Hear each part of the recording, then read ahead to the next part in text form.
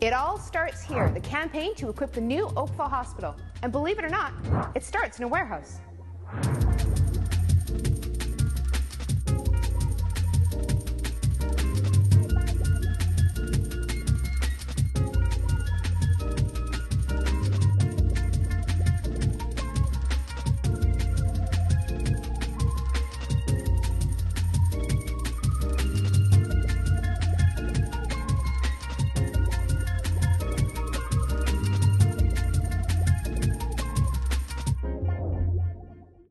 It all started in 1937 when a 4-bed hospital was built at the corner of 8th Line and MacDonald Road. From there, in 1944, a group of Oakville residents formed the Oakville-Trafalgar Hospital Association to raise the money needed to build a new hospital in the area so that critical patients wouldn't have to make the trip into Toronto.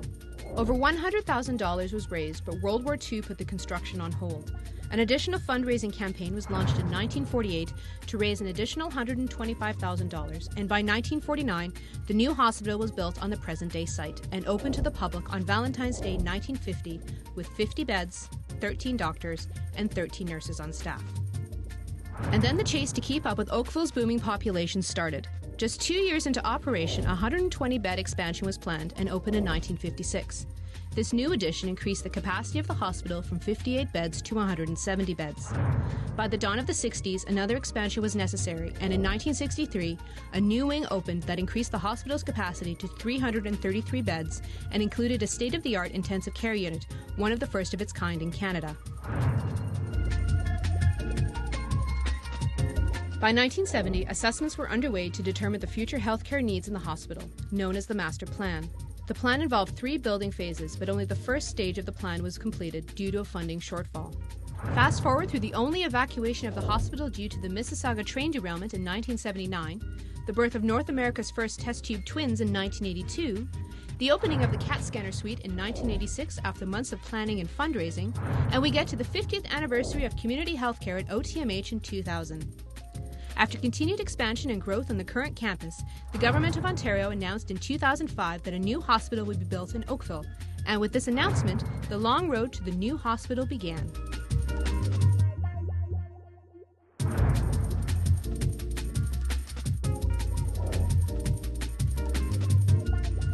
So you're probably asking, well, where are we? We are in a industrial warehouse facility that's located in Oakville, and it's really just a big empty space. And in it, we've created 3 of our most replicated clinical environments for the new hospital. So behind me over my shoulder, I think you can see a post-anesthetic recovery room where people would be recovered after an operation. And in addition, we have a standard single-patient inpatient room, and we have a nursing sub-communication center mocked up.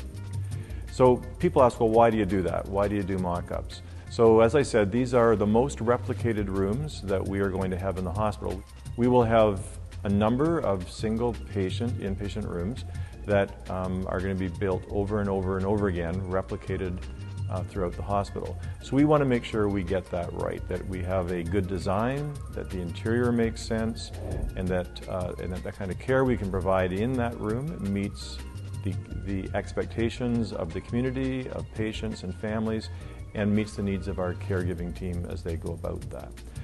And it's a very powerful tool between the hospital and the architects and the contractors to make sure that we are very carefully communicating our expectations for the environments that are going to be built into the new hospital.